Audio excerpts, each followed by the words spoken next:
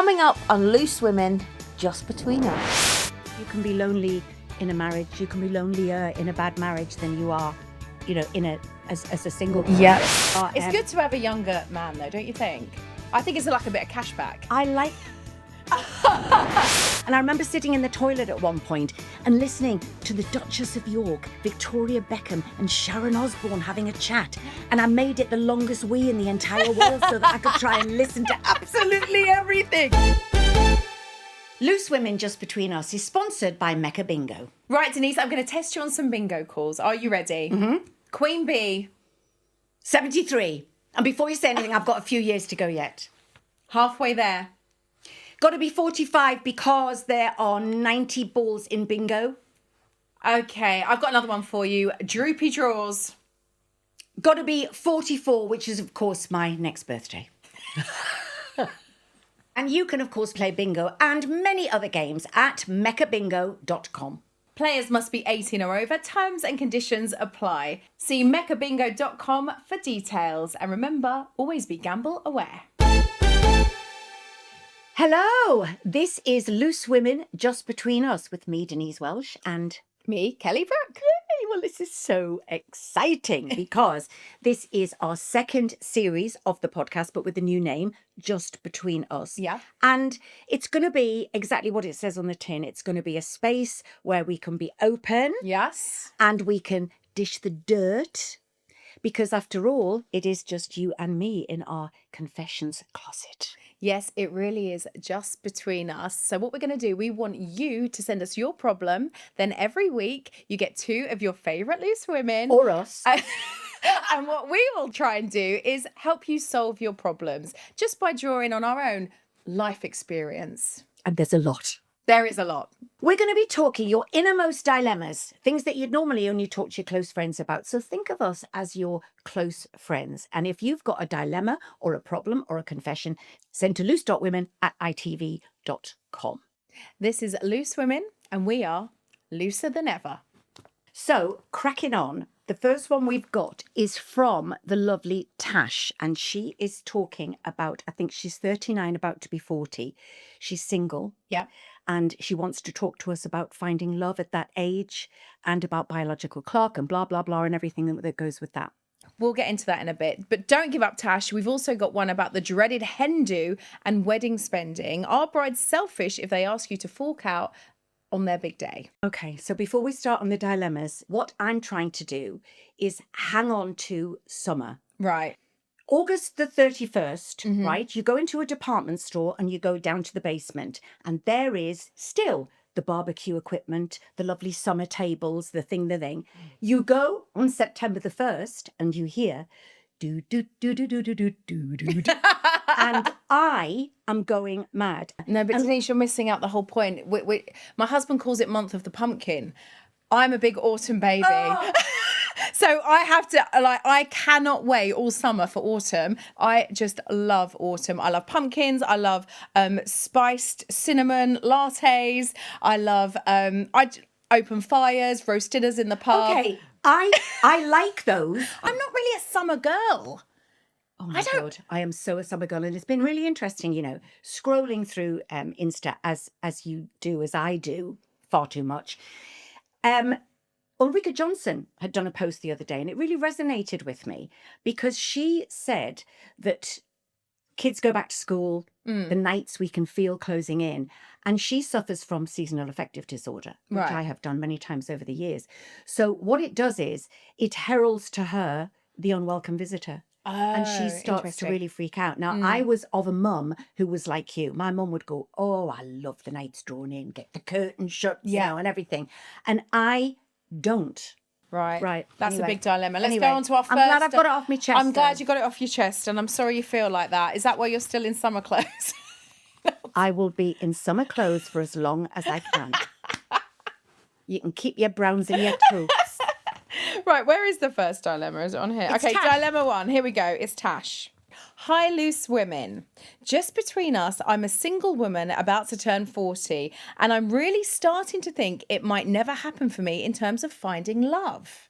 I was engaged earlier in my 30s and called it off after it became clear it wasn't quite right. But now I'm wondering if I should have just settled because I really want to have children and I'm worrying that I'm running out of time. Would a not quite right marriage have been better than never finding anyone at all? Oh, blimey. This is a big question. Isn't it? So just settling, just kind of going, do you know what? I'm at that age now. Okay, you know, that knight in I'm never gonna shining get the armor. perfect man. I'm never going to get the perfect man. Does he even exist? Should I just be like everyone else and just settle and have the family that I've always dreamed of? If your desperation to have a child means that that's greater than your desperation to have a not very good partner, there are other ways of having a child without a partner. You know, if you, and I've got several friends who've done that. It's not for me because I know how hard work it is, but for some people, it's. I guess you'd have to kind of think about how that would look, like if it wasn't potentially going to work out with the person you're choosing to have children with, like how co-parenting and how that kind of situation would look and how that would be. And if you could both be mature enough to do that and it not affect the child in a negative way, great. I mean, people get together all the time and have children and don't stay together. But, you know, I've got a friend who decided that she wanted to be a single parent and she got the donor sperm and off she went and her kid is the happiest child in the entire world. My friend actually fell pregnant whilst she was divorcing someone and By him. and had the baby and stayed single and raised that child and they seem very happy. So, you know, she didn't let the negativity of a bad partner stop her having a child and she went through with it. So yeah, it can happen. It does happen. The thing is, you can be lonely in a marriage. You can be lonelier in a bad marriage than you are, you know, as a single person. I think it is a worry. I've had lots of friends who are around that age who, especially those who've about 39, 40, who are worrying that they've missed the baby boat as well because they've kept putting off for, you know, for work or money or that type of thing. I don't think that she's missed the boat. I think that my story, sometimes I've found, is not inspirational, like I'm trying to be inspirational, but it gives people hope because I am in my third marriage. Yeah. And my marriage to Lincoln, we are two of the loose women who are incredibly happy marriages. And I didn't meet Link till I was 52. Wow. And he's 15 years younger than me, married me carer. And and we have an incredible marriage, which makes me very happy.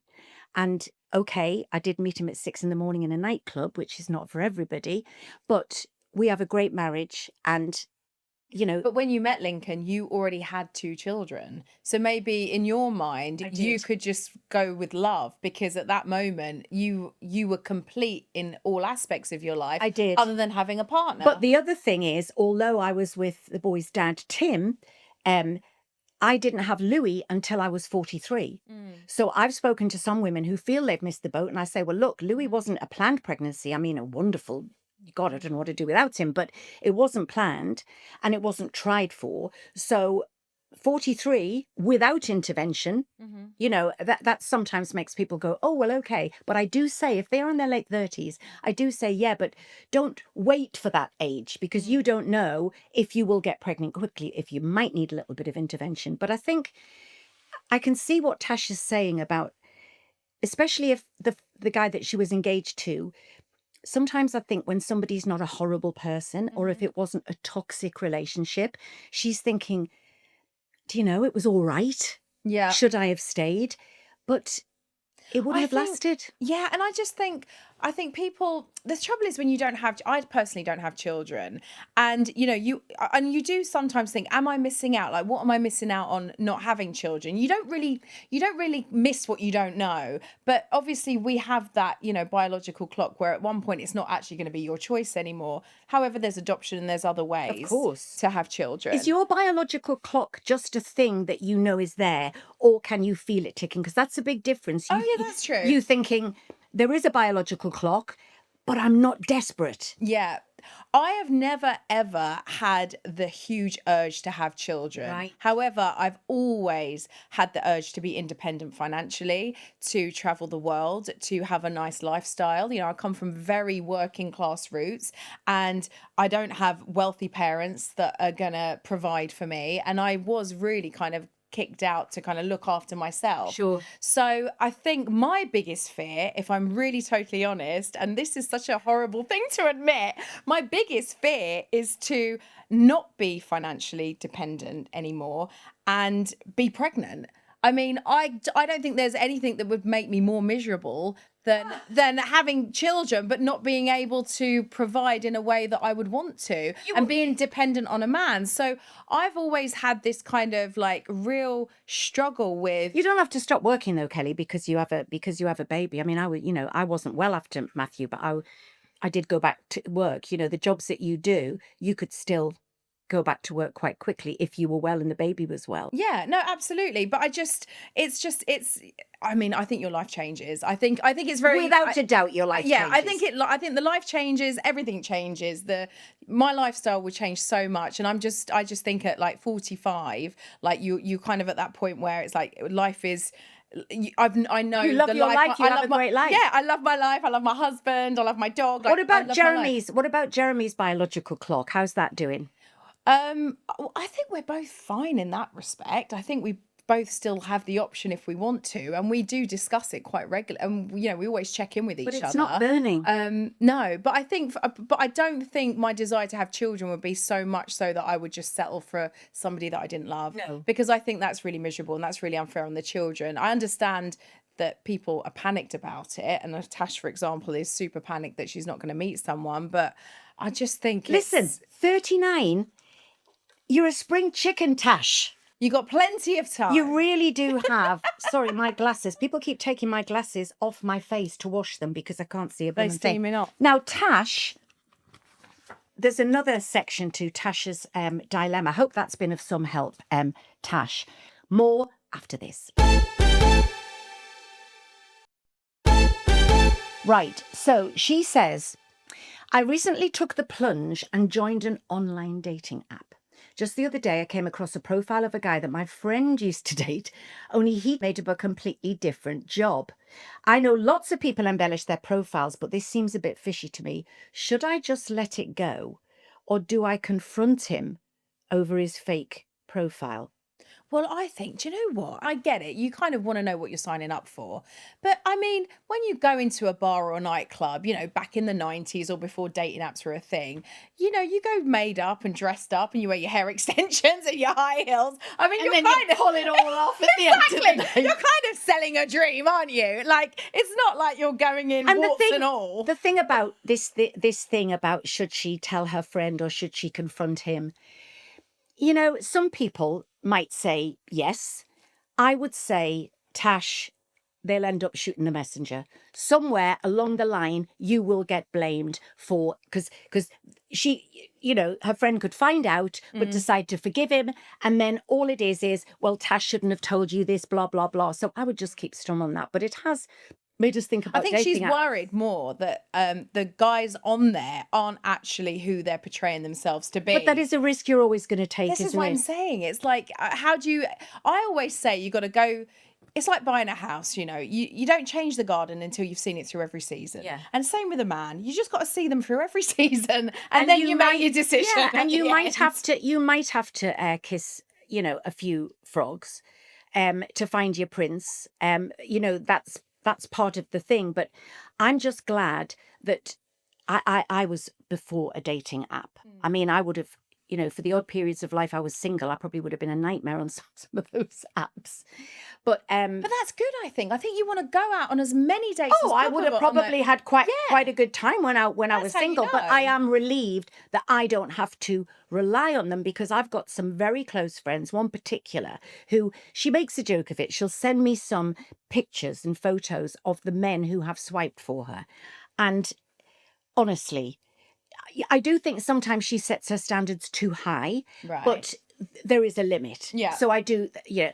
But, and also, can you say, and also, she had not so long ago showed me her profile on an app. and she's in her late 50s, and she Right. looks amazing. Yeah. But she had put that she was in her late 40s. And I just said, I think you're cruising for a bruising. I Yeah. honestly do. If the person isn't going to like you because you're that age, then, and then if you do like each other and he thinks you're late 40s, that's going to affect your relationship. A And then decade is a lot. you're going to have your tummy flipping over thinking, when's the time that I tell him? Yeah. So absolutely. I think honesty, but so many of my mates as well have met the loves of their life on a the dating app. Yeah, I mean, I met Jeremy on Instagram. I mean, did you? Yeah, I saw a picture of him and I found him and I started following him. You know, I was following lots of people, but he Kind of helps if you're did- Kelly Brook. But anyway, he was French. He didn't know who I was. He was French. He didn't know, but I think we had a mutual interest. I think people are so hung up on what people look like. I think sometimes you just got to kind of think about. I mean, they've even put now that you have to put like a height restriction. it's all right for Kelly Brook. She's married to that Jeremy who's fit as. Not everyone wants to date someone in the public eye. No, I know, So I get we all have Get you. our, things that put people off. It's not just about looks. It's about people don't want. I just think that be talked about, photographed. it is a shame that there aren't more real life events, for people to Get together. to go to. But then again, I always think, and I've said to my friend, why don't you organise a little mixer? Yeah. An over 50s mixer. Well, I started martial arts training. That's how I met Jeremy. So we connected on martial arts. So that's how we started chatting. I didn't go to martial arts because I thought I was going to be a karate champion. I wanted to roll around with hot boys. That's what you need to do. That's what you need to do. I'm going to be straight on the phone to my mate after. But my other friend, a really, really good friend, she first date, I encouraged her to go back on. Yeah. Because I felt, this is years ago now, and I felt that she'd become a single parent, and I felt that she'd got a bit frumpy. She'd let the old one in, which is what my 89-year-old godfather says, because he looks like he's 69. I'm not letting the old one in. And he hasn't. And I felt she'd let the old one in. And I encouraged her to go back online. She went for a local one in Manchester. And she met this guy at the Royal Exchange, thought they'd do a theatre-y thing. And they did. And they've been together ever since. And they took their profiles down after 2 weeks. And so, there are... It's good to have a younger man, though, don't you think? I think it's like a bit of cashback. I didn't set out to have a younger man. I mean, as I say, I was drinking at the time. But Lincoln always loved older women. He's always liked older women. He's always liked older women with short hair. So I am a spring chicken in his eyes. Oh, At that's 67, fantastic. I'm a Yeah. spring chicken.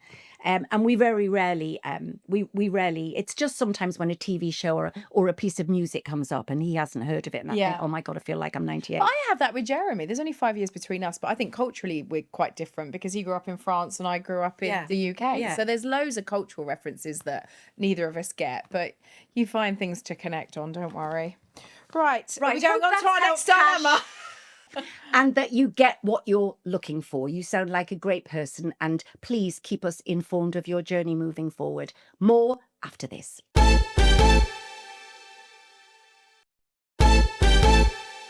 Okay, so welcome back to Loose Women Just Between Us. And now we're going to listen to, because she sent a voice note, to great. our next listener dilemma. This is from a lovely lady called Sophie. Okay.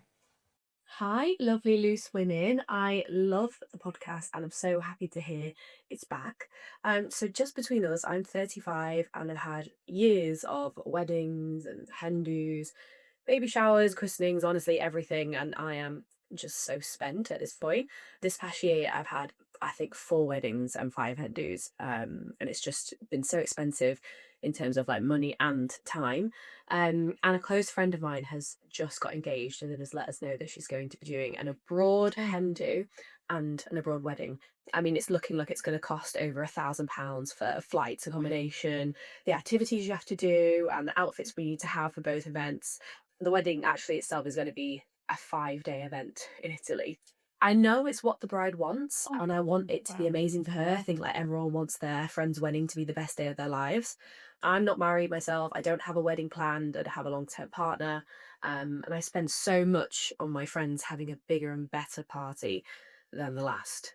Can you really say anything? And if you don't go, will that look bad? Is there a way to keep a friendship alive without bankrupting yourself? Need a little bit of help on this one, ladies. Thank you so much. Oh, Gosh, thank you, Sophie. Go on, over to you. That's a lot to unpack. Yeah. Right. Firstly, I think it's a lot to ask of people. And I think Instagram's got a lot to do with this. Oh, for sure. I just think it's just become so outrageous, the expectation on what a wedding is. I think people are forgetting the whole point of a wedding. It's all become about show, hasn't it? And Compare and despair. yeah, and just everyone just kind of like doing what everyone else is doing. I personally considered that when I got married. I didn't have a hen party because of that. And I definitely... Because you had a location wedding. I had a location wedding, but I paid for everybody. Did you? Yeah, I paid for everyone's flights and I put everyone How up in many the people hotel. were there? There were a lot of people, but more on Jeremy's side, and they live in Italy. So I only had a small number on my side, but I didn't expect anyone to pay for flights. Wow, that's or so put them up. generous. So and if I couldn't afford it, I wouldn't have had my wedding in Italy. Sure, I get you. So that's how I did it. And I know not everyone can do that. So my question is, why are people having all these destination weddings and then expecting everyone else to pay for But it? it's the destination hen, then the destination wedding Yeah. that Sophie's saying. I mean, it's, you know, the thing is, you know, you're talking to an old timer here. I've had 3 weddings of my own.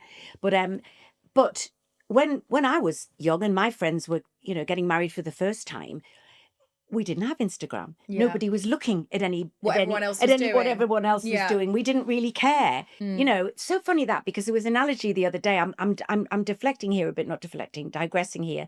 But it was this saying, when we were young, when I was young, you used to dread Auntie Frida and Uncle Bob coming round because they'd just been on holiday and they were going to show you for an hour all their boring pictures, and they might have done a cine film of it, and you were thinking, oh my God, get me out of here. Now, we spend 2 hours looking at everyone's strangers' photos, It's true. and no one's forcing us. Yeah, it's true. You know, it's ridiculous. Yeah. So we compare it to everything. As I say, when my friends were getting married, there used to be a hen night. Yes. It was just a hen night. Yeah. It wasn't a Chicken big and chips, do. a drag queen, and a That's free exactly bar. it. Yeah. It was. Yeah. My dad was usually there in drag, of course, as well. He would always invite himself, but it was a night in a restaurant or a pub with the girls, and it was Yes. maybe a week before the wedding. And I think that's what it still should be. It was just an Yeah. opportunity. And destination weddings, to be fair, weren't really such a big thing. I did have one for my 3rd wedding. I had it in Portugal.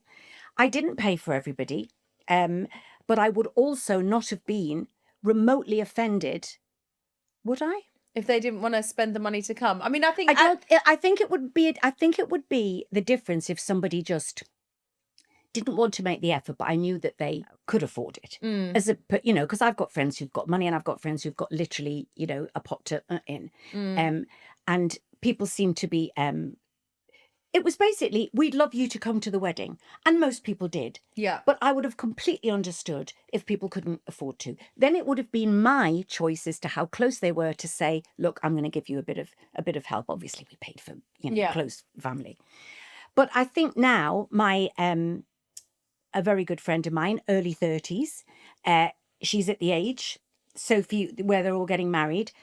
And she, out of guilt, flew abroad expensively only a couple of weeks ago because the guilt at not being there for this person's hen weekend, even though she couldn't afford it, because they've all had destination weddings.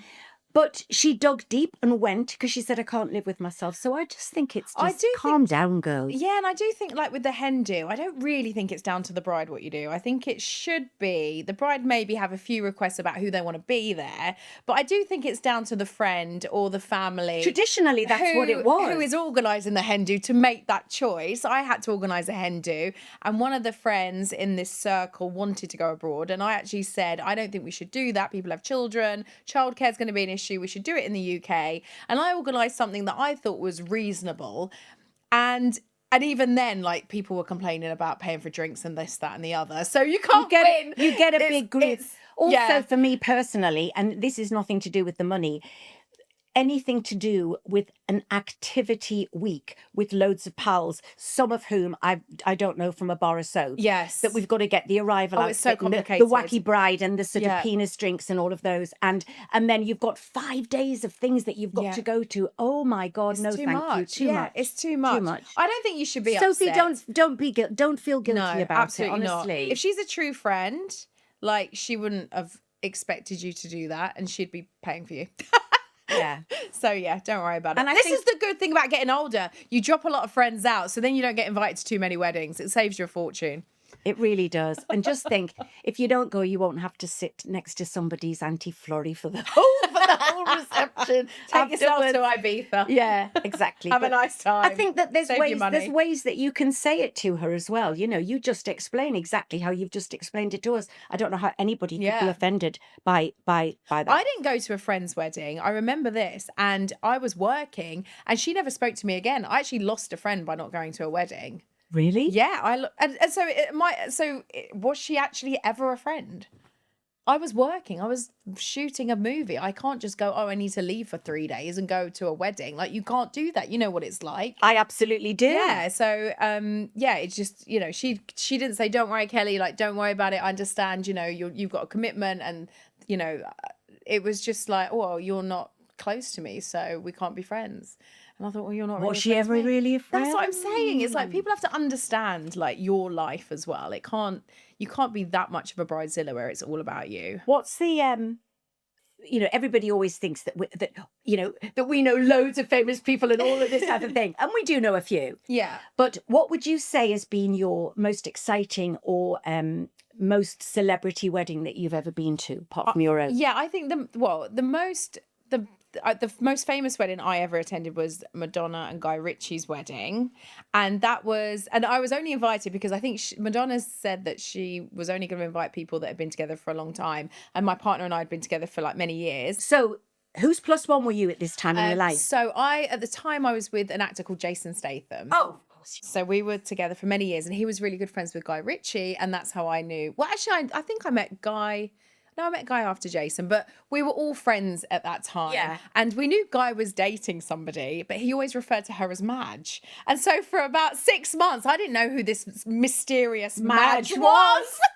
Madge from Benidorm comes into your head. They were all quite secret, and then it turned out that it was Madonna. Wow. Yeah. Was Madonna bridezilla-y, or was she really calm? Or... I think she was really excited because I remember going to her house. She was living in Los Feliz in LA. She had this beautiful little Spanish house, and she was showing me the brochure. Like, we didn't have phones then. Oh my God, this is so cute. We didn't have phones. So she got out the brochure and she was showing me the brochure of Skibo Castle. Was she? She was so excited. What I love about Madonna, like, she's just so sweet and nice.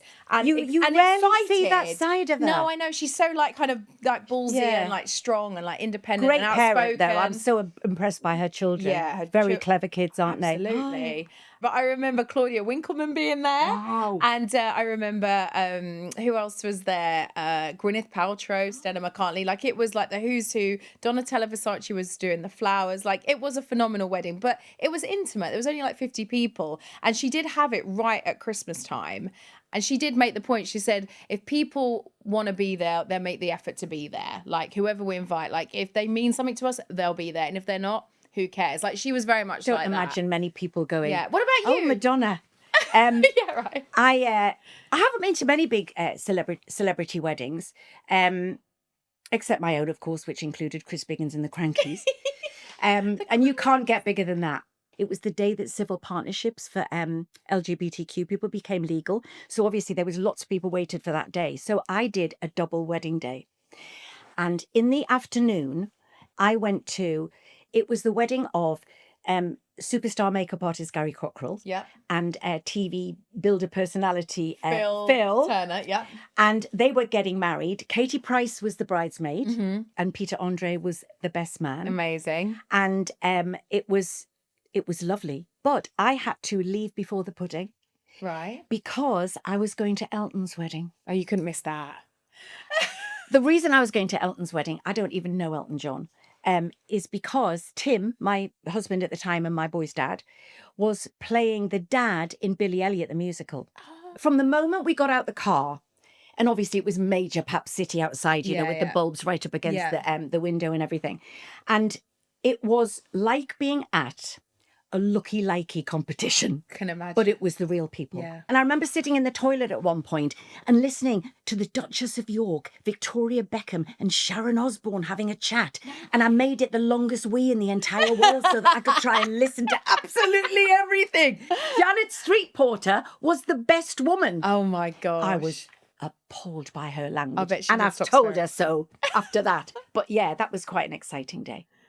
And that's it for this episode of Loose Women, Just Between Us. Don't forget to click and follow on our YouTube channel and leave a comment. We'll be back next week, different loose women, but with more juicy secrets. And in the meantime, please send us your dilemmas, your problems, and your confessions. Don't forget, it's just between us.